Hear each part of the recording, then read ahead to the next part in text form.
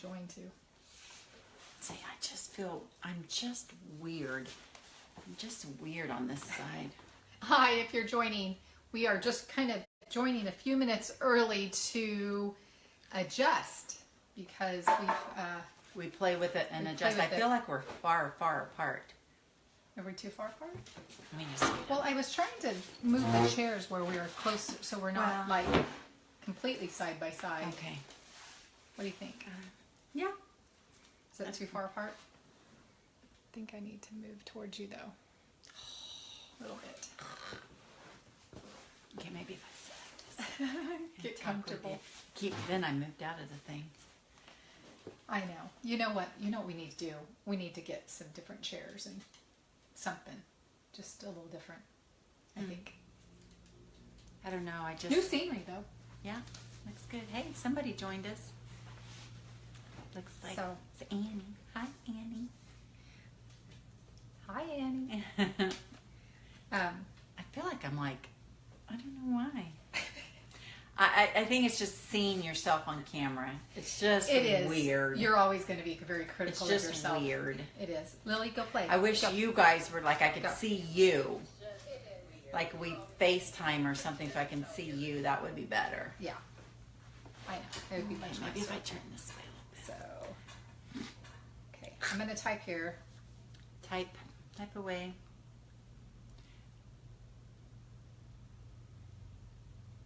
I can't read your comments way over there. What is her comment? Oh, you can't tell. Okay, I can look forward. Hi. What's up with you, Annie? We need to do a chat sometime and just catch up with some of you guys. I like watching you on Facebook. I love watching your parents. I told David the other day, I said, we need to map it and see how long it would take us to get to see Charlie and Ruth because we really miss them a lot.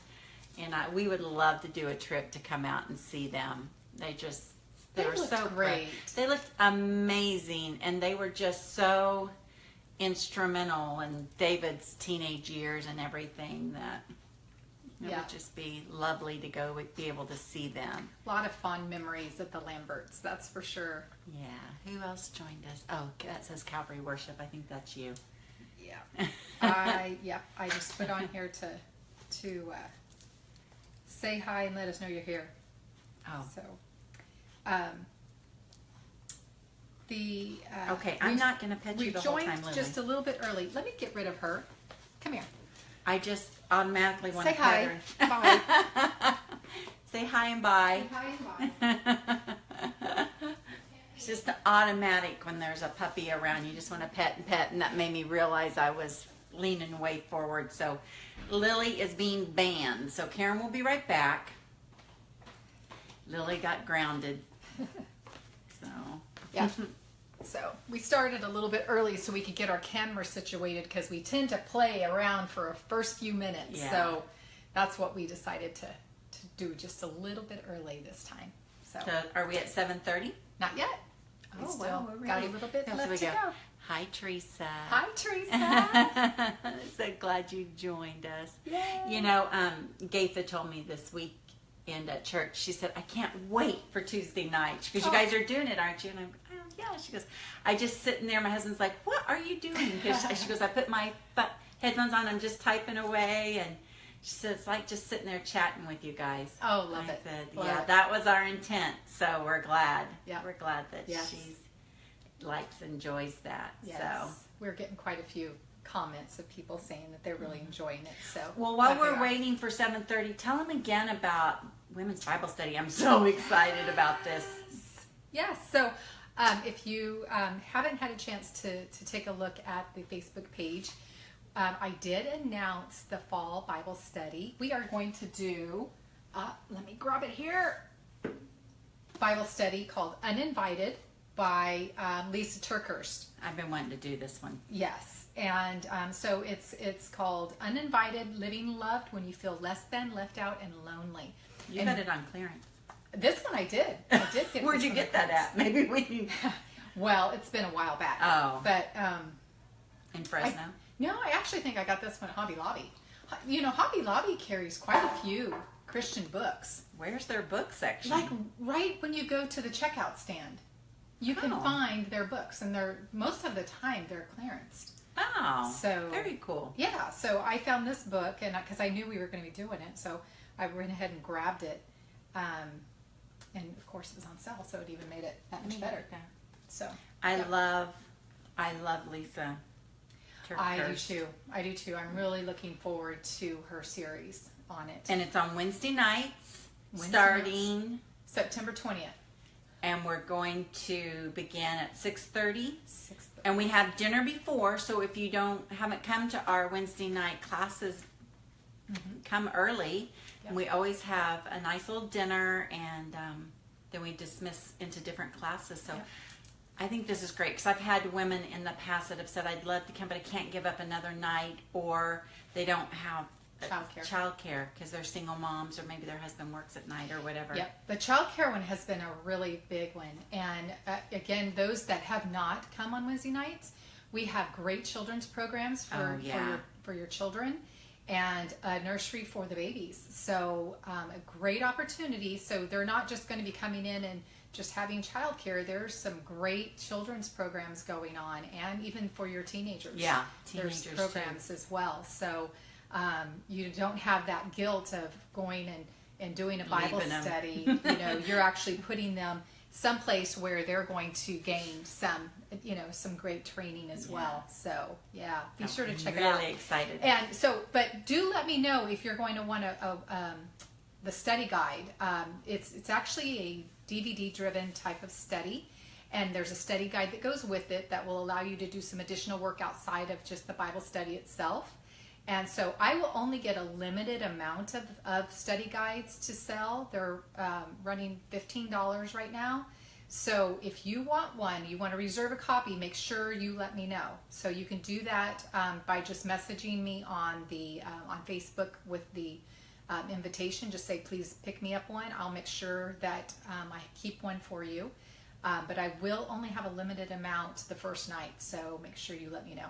So, and what I love about being in Ladies Bible Study too is because for me it keeps me I'm a routine kind of person, and it just keeps me on track with like even my morning devotions, because then you take and you do the homework, and I love women's Bible study. It's a little bit more of accountability too, because you feel like, oh, I better do this because I might be asked a question in Bible study. Yeah. Although I really do try not to put anybody on the spot. No. But it's always that. I love it. It just takes you a little bit deeper, little bit deeper in the Word. It's really good. It definitely does. It definitely does. So.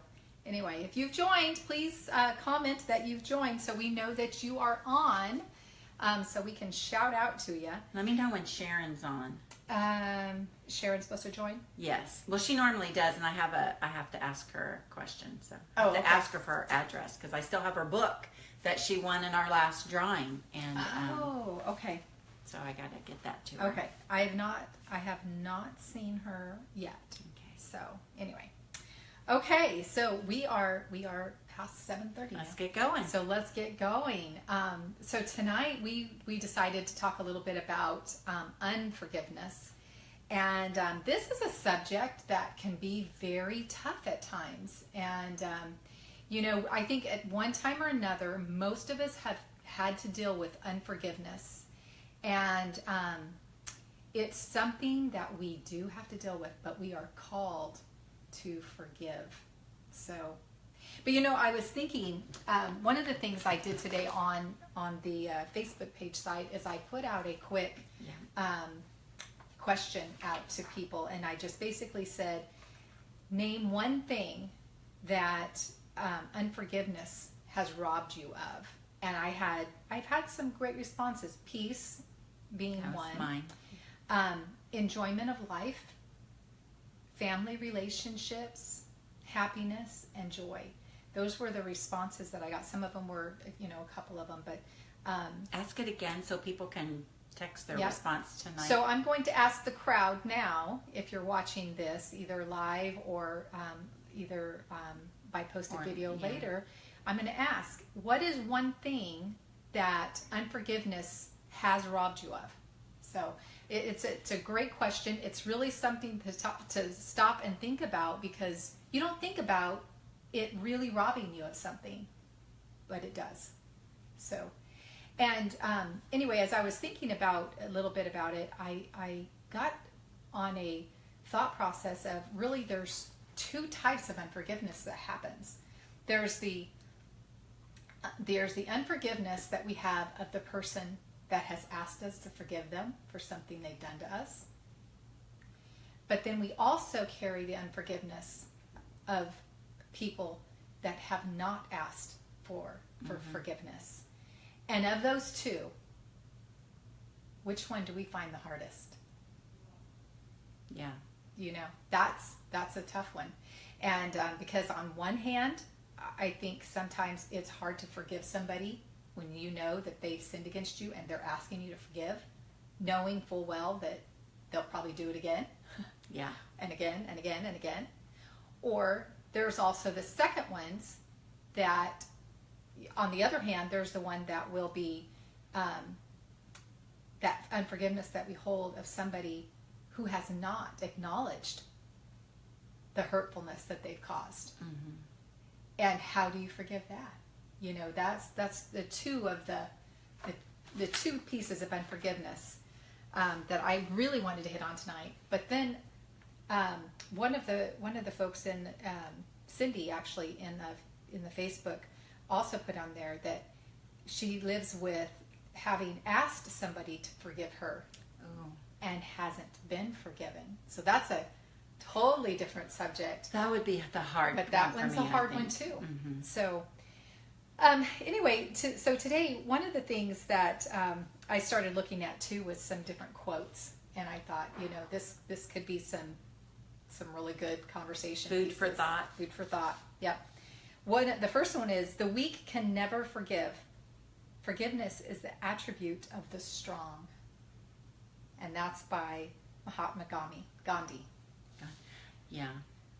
Forgiveness is hard. It is very hard. Forgiveness is hard. It's a choice. Mm-hmm. And then this one is by C.S. Lewis. To be a Christian means to forgive the inexcusable because God has forgiven the inexcusable in you. That reminds me of the scripture, and I don't know where it's found, but it talks about the measure of grace you have been given is the measure of grace you have to give. Yeah, that's been And- given back. Huh? That's been given back. Yeah, and God has given me a lot of grace. So Yeah. sometimes I have to refer back to that one when I'm not wanting to be forgiving. Yeah, that's really So. true. Here's another one. The truth is, unless you let go, unless you forgive yourself, unless you forgive the situation, unless you realize that the situation is over, you cannot move forward. And that's by Steve Maraboli. And there's so many. I mean, I have quote after quote, and I was sitting there going through this today, and I just thought, wow, this is a huge subject. Living with unforgiveness. It is, and we have to confess, because we got called on the carpet for the last time that we were on by our dear friend Barbie. She made us call her afterwards because she felt like we were being too Pollyanna. Yes. We were being too frivolous. So because that was a deep subject, and this one is as well. Yep. I mean, so we don't want to make light with trivial things, No. though sometimes those can take root and keep growing. But Yeah. she was like, really, Tina? You were irritated because your husband made tacos? Yeah. So, but, Yeah. there are some areas that, Yeah. unforgiveness And I think goes really deep. It does, and sometimes I think, for the purpose of this little chat, sometimes we try not to dig too far down or to get too deep into, because we need to protect relationships, as well within our own lives, So, but we try to be as transparent as we can. You tell me you're not telling us the nitty gritty? Oh, I don't like- always tell you the nitty gritty. No way. I would tell you 101, but I will not tell you over a video. You know all my nitty gritty. But you know what? I will tell you, because I actually did have a period of time where I did walk in unforgiveness, and it was a hard road, and it was a very long road for me too. And I'll tell you what it did rob me of. And I'll tell you the situation, but I'll tell you what it robbed me of. It robbed me of my own peace.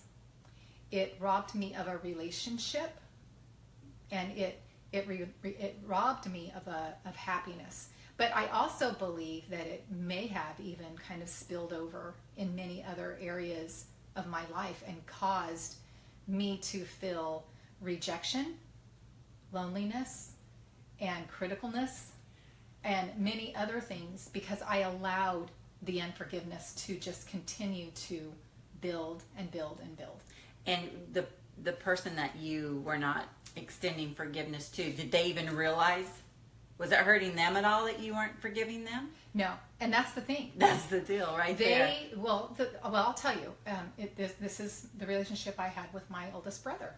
So, and of course, because it's a family member, it's a really tough one, you know, because it is a family member, and so my oldest brother, he was 8 years older than I am, but you know, he has since passed away. So. But in no way do I want to, you know, tarnish his legacy of what he left. But I feel like our relationship, you know, is a critical lesson, you know, that I learned, that my children got to experience and learn. And through the end, you know, in the end of it, you know, there was a certain amount of reconciliation. Okay.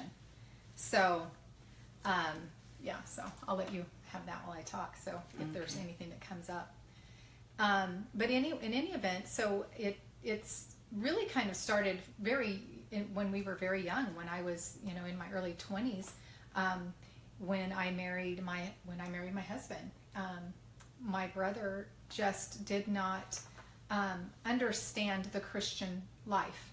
And when my parents began going to church and became Christians, he was away in the service. So it was a hard thing for him to, when he left, you know, his family looked one way, you know, and when he came back, the family had changed, you know. Mm-hmm. And so it was really hard for him to accept that change. And part of that change also was his little sister had grown up and became engaged.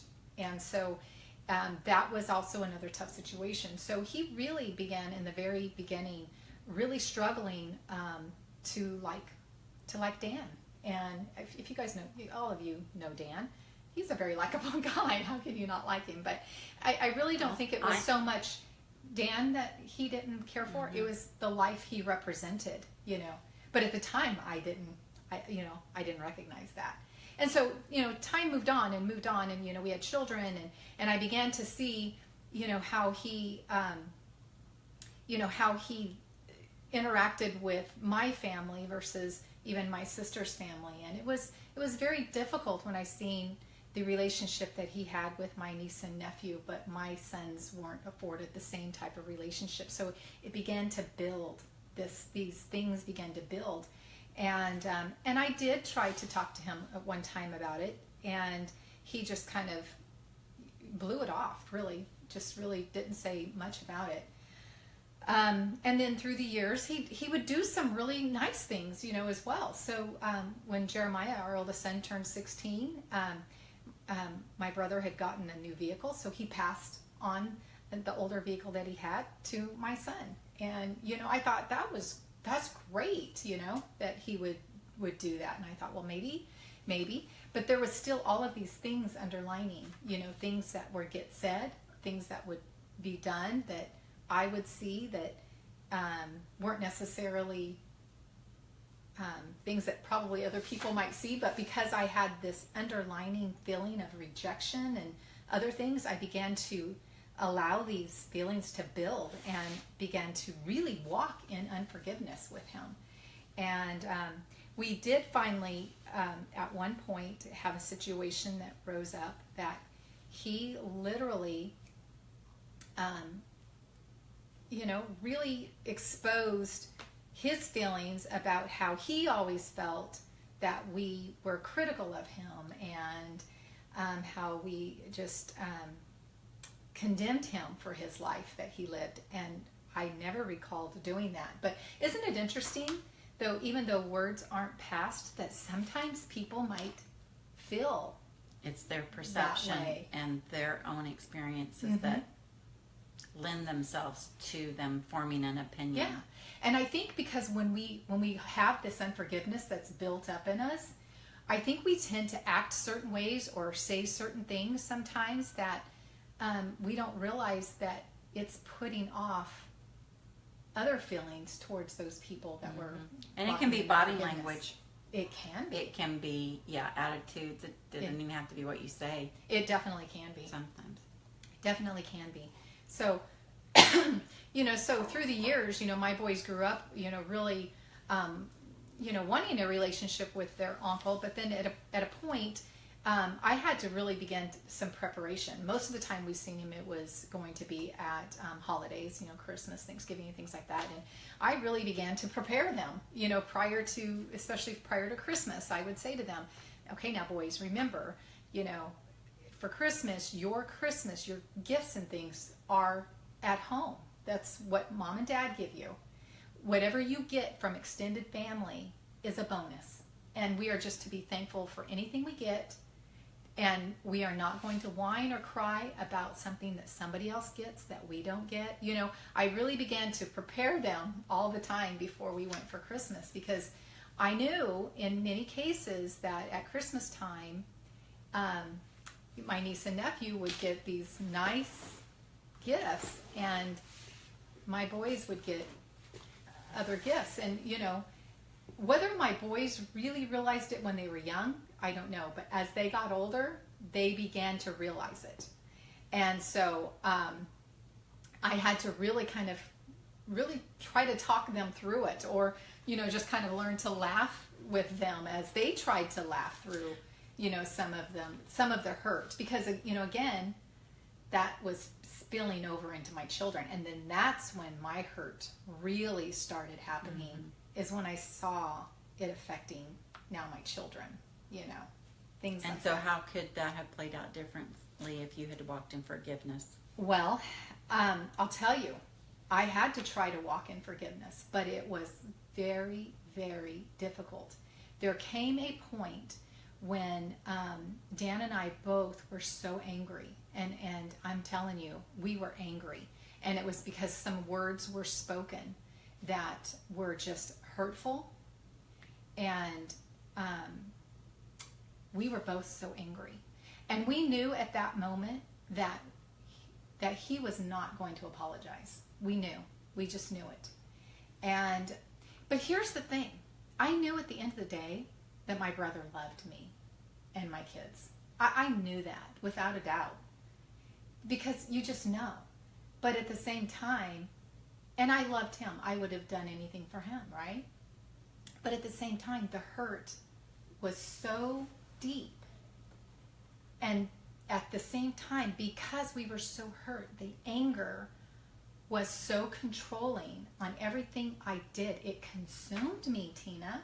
It consumed me. I don't know if any of you have had this kind of hurt, but sometimes that pain, when you are hurting like that, you can't think about anything else.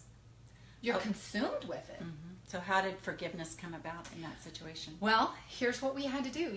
Finally one night, and I thank my husband for this. He finally looked at me and he said, "This is too hard, Karen. I can't do this. It's too hard. We have to forgive him. We have to forgive him. We cannot live this way.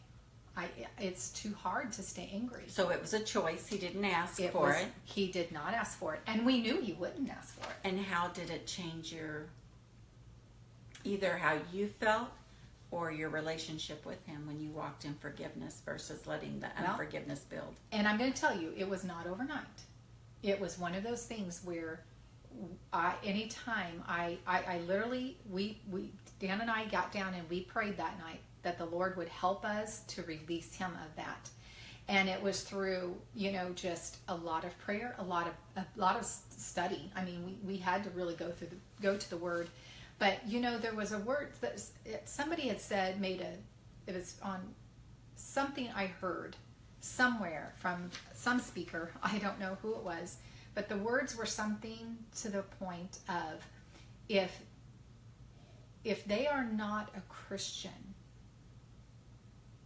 and understand what love is and how to love, how can you expect them to act like a Christian and love? You're putting an expectation on somebody that they can't give, because that's not within them. And it kind of goes back to where, in Colossians, or the scripture you were talking about earlier, I've been forgiven so much. And because I've been forgiven, I must forgive. Yeah, we have to. And, so it came to that point where when we began to really make that choice, because that's what it was a choice, but we had to release it. We had to give it to God, say, God, it is yours. I want you to take it and have it. And it was a day-by-day thing. And the times when I would start to feel that resentment hit in, I would say, Lord, it's yours. Lord, it's yours. Take it. It's yours. And, of course, we were tested anytime we would get together as a family unit. The testing would come in. And my natural inclination is, if I'm wronged or I'm hurt, I'm just not going to talk to you. That's my natural thing. I made it a point when I walked in to say hi to him, knowing, and I walked in knowing he would not respond. And he wouldn't, guys. He wouldn't. I would say, hey, Mike, how are you? And sometimes he would just grunt, And so then it almost became a challenge of, I'm going to be so nice to him. He can't help but love me, So it began to kind of change a little bit, something in me. So, but you know what? This is how God works, though, too, because, at a point where I felt like forgiveness was finally out of, that we had finally worked it out. And I'm not going to say I was perfect, because there were times that I still had that little bit of resentment that would kick in, that I would have to, push it back down and, pray for God to just help me to release that. But, God knew in his perfect wisdom and, how to bring it back around. And eventually he got to where he was saying hi, and he would respond, and he would talk to me, and there was never a word of will you forgive me? I never heard those words, never did. And but did his actions? But his actions changed toward us, and I started to notice that, and even towards Dan, when Dan would say hi to him, he would say hi to Dan. I mean, so his actions began to change toward us, as far as that goes. But then there was the point when he became very ill, and they had discovered that he had cancer, and he needed help getting back and forth to Stanford and things like that. And so my dad called me one day, and he just basically said, Karen, Mike needs to go to Stanford and meet with the doctors up there, and he wants to know if you would go with him. Now, my first initial response inside, and I did not say it outside, but inside, my first response was, ask Lori. Why are you asking me, of all people? Why would I be the one to go? But, at the same time, that's my brother, and I love him, and I'm going to do anything I can for him. So, of course, my response back to my dad was, yes, I will take him. And so then that began, basically a year-long opportunity that God used, of where he and I were stranded in a vehicle off and on, for 4 hours, 8 hours at some days, in a car together. And I still remember the first time that I picked him up, he got in the car and he looked at me and he said, okay, do not preach to me. And I said, okay, no preaching. But then I just thought to myself, I would never preach to him. But, at the same time, I'm thankful that my life did. That's how I look at it. I look at it that maybe my life preached to him.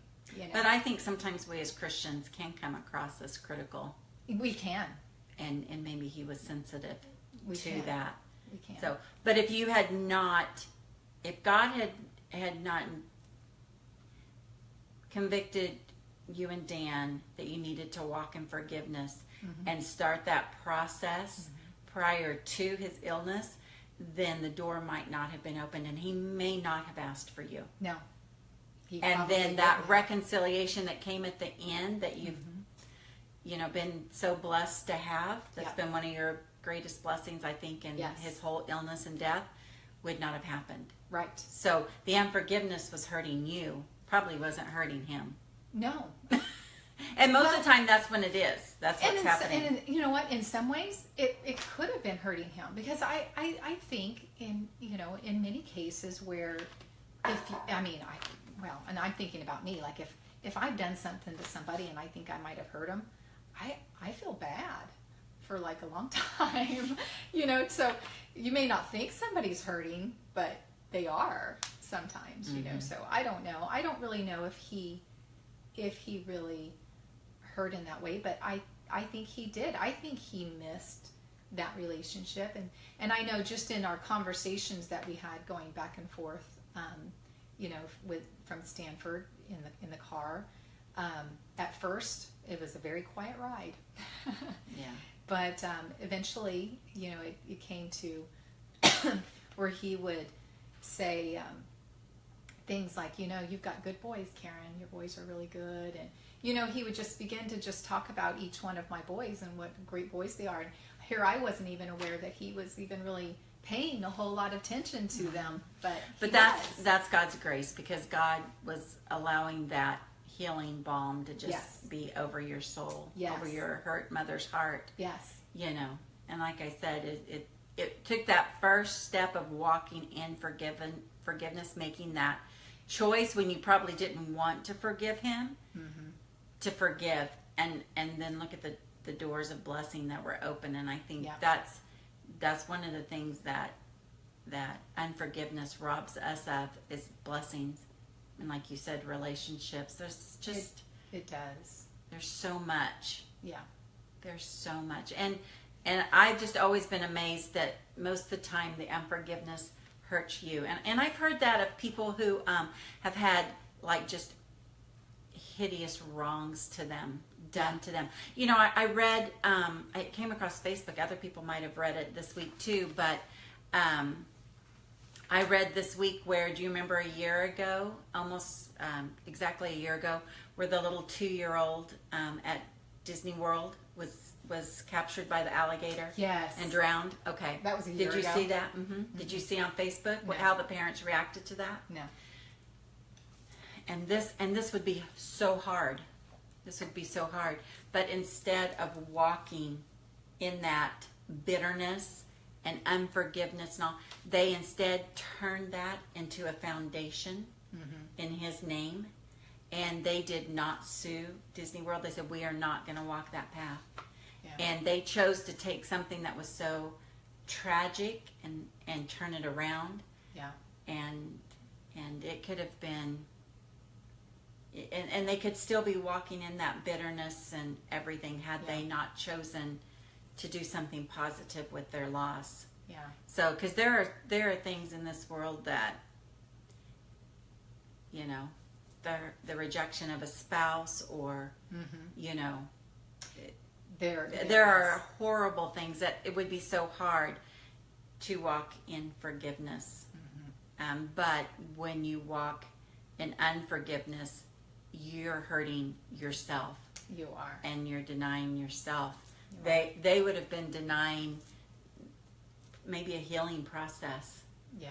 For them as grieving parents, had they chose to turn it into anger and bitterness and unforgiveness. And nobody wins in that situation. Nobody wins, because when you hold on to bitterness and you're consumed with with unforgiveness, it again, like I said, you become so it becomes so consuming that that's all you can think about. And some people will take that and turn it to revenge. I've heard of people that will turn and try to make revenge on it. Like a spouse cheats on a spouse, then the other one turns around and cheats. Like that's going to make it better in any way, or or that's why I think sometimes you have murders, you have, murder suicides, you have those type of things, because people are so consumed with their hurt and their grief that they want to react, they want to push out, not recognizing that that is something that when you hold on, let me just step back. When you hold on to unforgiveness, you're only hurting yourself at that moment. Because if you can't get beyond it, if you can't see past it, you won't be able to do anything else in your life, really, because you will be too consumed in it. You're only hurting yourself. Mm-hmm. So, read us another quote. Yeah, well, here's another one. And this one is so true. Our chatters are kind of quiet tonight. Uh-oh. You guys too deep. Yeah. Who do we need to say hi to? Hi, Gaitha and Heather and Lori. All right. Yeah. Hi, guys. Mary Lou. So here's another one, and I thought this one was really good.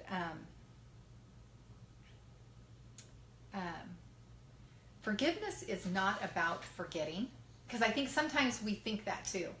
That you forgive and forget. When you forgive, you forget. And I saw a quote once that said something like, "Men are easy to forget, but not forgive, and women are easy to forgive, but not forget." Well, so and I think sometimes when people think that they forgive, then they justify is not the word I'm looking for, but it's like they condone the action, and that's not what forgiveness is about. Yeah, it's really not. No, it doesn't mean that you have to agree with the action that happened. Right. So this one, it starts off, forgiveness is not about forgetting. It is about letting go of another person's throat. Forgiveness does not create a relationship. Unless people speak the truth about what they have done and change their mind and behavior, a relationship of trust is not possible. So when you forgive someone, you certainly release them from your judgment, but without true change, no real relationship can be established. Forgiveness in no way requires that you trust the one that you forgave, but should they finally confess and repent, you will discover a miracle in your own heart that allows you to reach out and begin to build between you a bridge of reconciliation. Forgiveness does not excuse anything. You may have to declare your forgiveness 100 times the first day, the second day, but the third day will be less, and each day after. Until one day you will realize that you have forgiven completely, and then one day you will pray for that person's wholeness. So, who said that? And that is true. That is William Paul Young. Okay. I don't know him. He's the author of The Shack. Oh, okay. So now I know him. Yeah, that's what most people will remember him for. Yeah. And that's a good word, and I needed to hear that, because I do have somebody in my life that it is a constant act of forgiveness, and they don't ask. It's not that they're asking, or probably that they think they're doing anything wrong. Right. But it is having. Some days I don't want to be forgiving. Well, but Peter, have to. It has to be a choice. Peter in Matthew, I think it was Matthew chapter 18, he basically asked Jesus, he said, how many times should I forgive my brother when he sins against me? Should I do it 7 times? And what was Jesus' response? Not 7, but 77 times. So, that's something. I thought it was 70 times 7. Well, it depends on which version you read. Oh, well, I need the 70 times 7, because I need to do a whole lot more than just 77 times. Yeah, it depends on your version. Especially when you've been married 30 years. Yeah. 35 years. I was going to say. 35 You've been years. married longer than that girl. Any other comments? So what about you guys? How have you been with your forgiveness? Anybody want to share what they have been robbed of? Any questions, comments, thoughts on forgiveness? We'll wait here for just a minute or so. I think we've already... Are we past 7:30? We are talking. Past our I time. will tell you, one of the things that somebody reached out and gave me forgiveness in that I did not ask for, but I relish in it. What's that? Stretchy pants. I put on these stretchy pants tonight, and I was just immediately grateful that somebody offered forgiveness to me. My mom used to wear stretchy pants. I don't know if that's good or not. My mom used to wear stretchy pants. I can remember them growing up, my mom, and she had a cute figure, and it was, that kind of looks like this guy. No, they were stretchy pants. Well, maybe they were. They look like, almost like our leggings look now, but I never thought I would ever wear stretchy pants, but I love walking in the forgiveness of stretchy pants. Even the stretchy jeans. The jeans now that they make with the stretchy material, lovely. Yeah. Love them. Well, some pants are unforgiving, and I choose not to participate in their unforgiveness. I'm liking stretchy pants more and more. Forget about the Spanx. Yeah. Oh. Yeah, those are. Those are not in your vocabulary anymore. That would be a good analogy, though, to use with unforgiveness. How can you work Spanx into an analogy of unforgiveness? Because it keeps you bound up where you can't function in liberty. You're deep. You're deep. You look all nice and tight, but but underneath there's a lot of turmoil going on. And the minute those things get a hole in them, it's like, and all that ugliness comes out. Just shoots out. Oh my goodness. Oh, and then what if it hurts? It hurts with a little hole at first. And what if you had just like a little tear in the seam and just a little bit of that unforgiveness was coming out? That would be really, that's my analogy, Spanx. Oh, here's Gaitha has a comment. Hey, Annie, you can relate to that, right? No. I think everybody can relate to that. We've all had a hole, even if it's not in Spanx, if it's in our pantyhose. Especially I am so thankful we don't have that. Our dress code at work got relaxed and we don't have to wear hose. Oh. Gaitha says, how do you forgive your mother-in-law? Oh. I hope I'm a mother-in-law that doesn't need too much forgiveness. Oh, I hope I am too, but I'm probably not. Yeah. I think we're both probably, even though we've got wonderful daughter-in-laws, I'm sure we've said things that have hurt them or, unintentionally, but, I'm hoping they're walking in forgiveness. Yeah, I hope so. I hope so.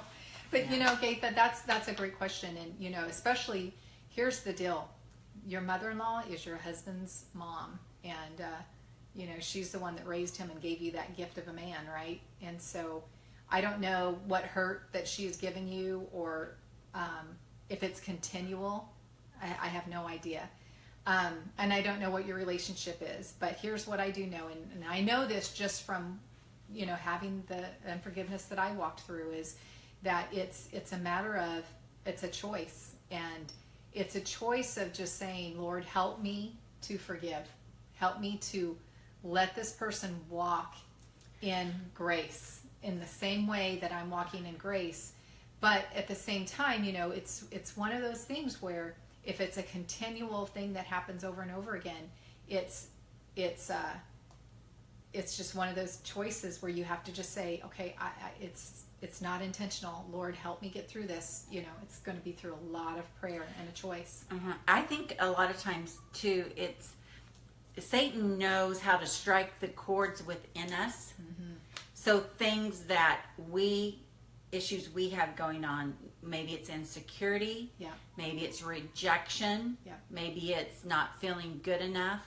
And the enemy will use somebody to hurt you and to wound you. Yeah. So you have to remember the source.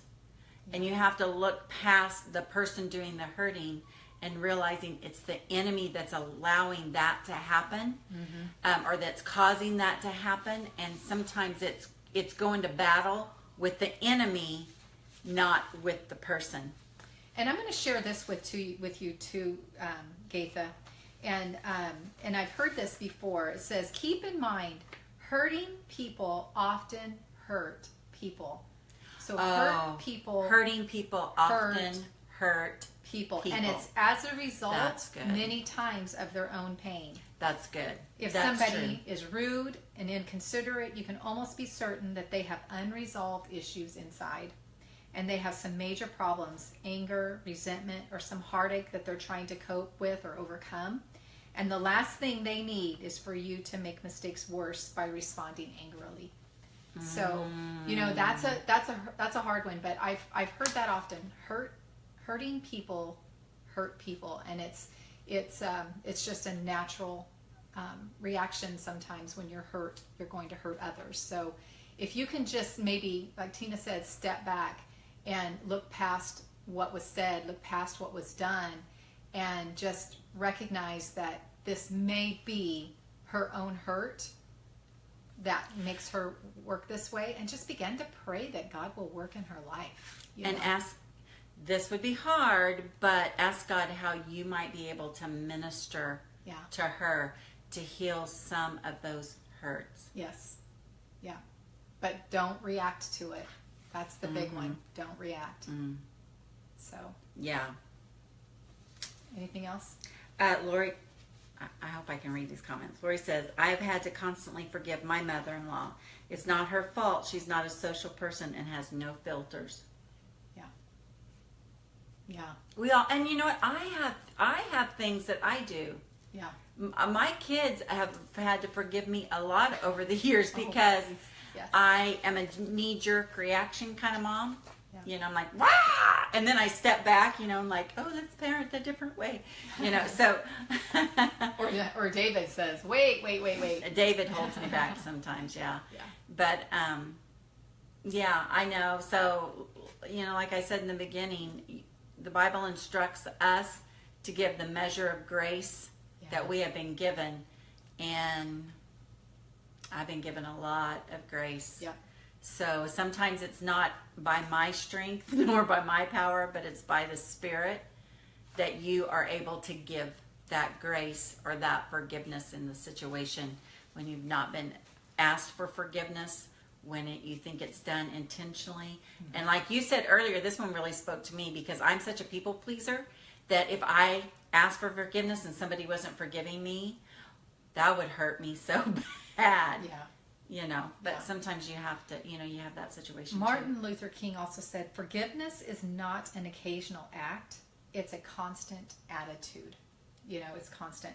But this one I really wanted to share before we let you go is, and this is from Mark Twain, and I think you all know Mark Twain. It says, forgiveness is the fragrance that the violet sheds on the hill that has crushed it. Read that again. Forgiveness is the fragrance that the violet sheds on the heel that has crushed it. Okay, so you got to get a word picture there. A violet. I was thinking violence, but it's violet like a flower. Violet flower. So somebody steps on it with their heel. The fragrance that attaches to the heel. Yeah. The fragrance that comes out of a crushed flower. Wow. That one's kind of deep. That's food for thought. That one is big food for thought, because that one it's a matter of how are we reacting. Is our fragrance good or not? Oh, that one's hard. That one is really hard. I'm going to have to make sure I'm smelling pretty good. Yeah. It's true. How do you smell? How do you smell when somebody steps on you? You know, are you pushing back a good response with a good fragrance, or are you pretty smelly? You know, are we wearing the fragrance of Christ? You know, there you go. That's a good one. So anyway, anything else? Gaitha asked, do you go to her and ask forgiveness?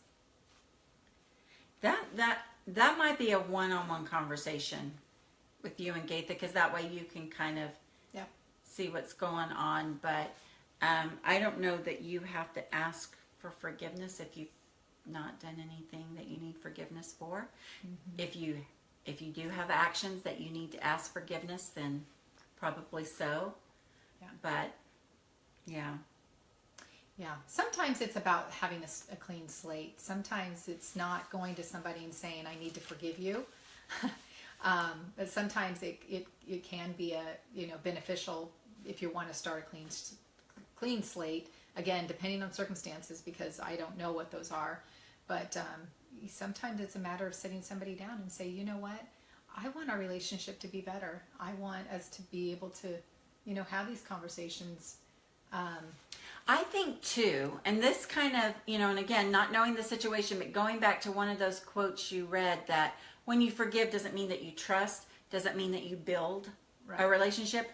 And I know I've had people in my life where I've had to put boundaries around me as to how close I allow that person because of, hurt that they have done or ill intentions they have towards me. Doesn't mean that I don't still love them. It doesn't mean that I don't treat them with respect. Right. But I have to not allow them to the places where they can do damage. Yeah.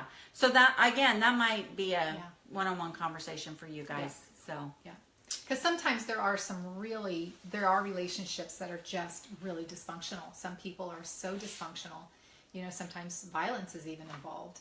And I would never, condone or say to anybody, you need to do this and this and this and this.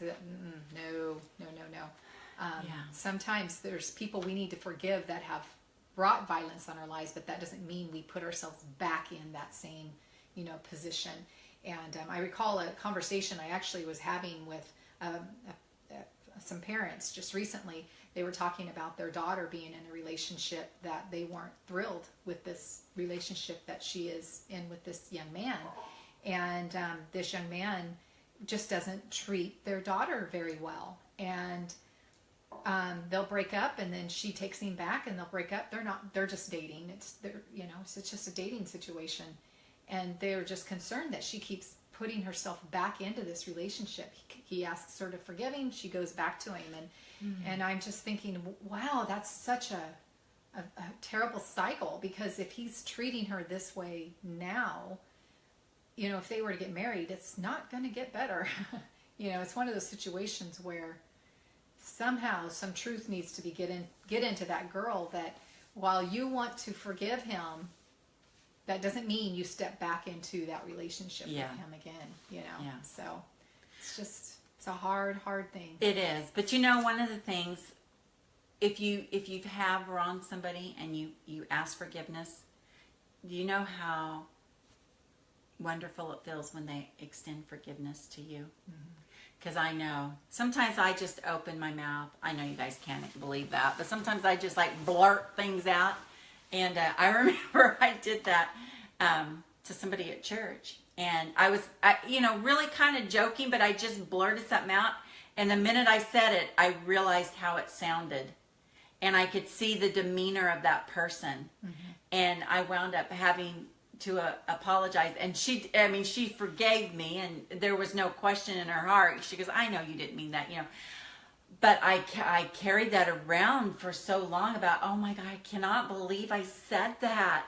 And then just, she had to tell me several times, Tina, it's okay. I didn't take it that way. I forgive you. Yeah. But then finally, when I was able to release that, it was like, just sitting there going, okay, she realized I was just being a dork. You bring up a good point, and I know we're over time. I'm sorry. But this is just one of those subjects that just keeps giving you. But something that comes to my mind is, the difference between saying I'm sorry and will you forgive me? There's a big difference between the two. Because when somebody says to you, I'm sorry, it's because, I've bumped into you, or I've done, something on accident. That is an I'm sorry. And that means I'm sorry, and you move on. Where when you ask somebody to forgive you, you're putting that in their lap at that point. You're relinquishing control. So when I say, Tina, will you forgive me? It's a matter of, I no longer control that. Now you do. So when Cindy had mentioned on the Facebook that she has asked somebody to forgive her and has not been forgiven, that control now is in that person's lap. And here's the thing. And, Cindy, I'm not sure if you're on, but here's the thing. When you ask somebody to forgive you, you've let it go. You have done your part. And now you've got to let God do his part in that. Now that person has the control. so they can decide whether or not to forgive. Yeah, so don't walk around You don't carrying hold it. unforgiveness that you feel like they have towards you. It's really up to them, and it's at that point they live with that. You know, we tried to teach our boys this when they were younger, the difference between saying I'm sorry and will you forgive me, and you know, because it's when they completely destroyed a toy or something of their brother's, and I'm sorry does not do it because they did it intentionally. If it was something that was done intentionally, I'm sorry does not cut it. It's will you forgive me? And so when you are going to a person because you need to be forgiven, you're relinquishing that control. That's a good point. And you're allowing them to say yes or no. So walk in liberty, Cindy. Yes. You have done your part. You have done your part, Cindy. And so but here's the thing, don't walk in, when you've asked somebody to forgive you, don't let that hinder you and who you are. Don't continue to live in that because they now own it. But don't let that make you insecure. Don't let that make you feel lonely or less than. Just let it go because now it's up to them to do that next part. You want to sing your song? You said the words. Let it go. Let it go. She just breaks out now. Those words are said. And to leave you, tell them what your husband's most favorite words are whenever he has done something that he knows is wrong. Yes. What does he say? Well, I've already forgiven myself, so you might as well too. So I forgive myself. And I think he got that from Dennis Kemp. He did. So, he got it from Dennis. So yeah. Thank you, Dennis, for that. So we can walk in liberty. I forgive myself. Yeah, we can. So anyway, love you guys. Thank I you hope for this joining was good. us. And if you're listening to this later after the live event, please say hi and let us know you're here. And if you're Sharon Radio, Yep. is that how I pronounce her last name? Yep. I need you to PM me your address because you won the book in our last time's drawing, and I still need to mail that to Yeah. you. So PM me your address so I can get that in the mail to you. You know, probably get it from Andrew. I'll never remember to do that. Oh, I'll try to remember to. Okay. Anyway, love you guys. I hope you've had a blessed time this evening. And if you have some future topics that you would like us to talk about, please let us know. Anyway. And don't join us for forget- Bible study. Don't forget the Bible study, September 20th. Wednesday nights. All right. Bye. Bye.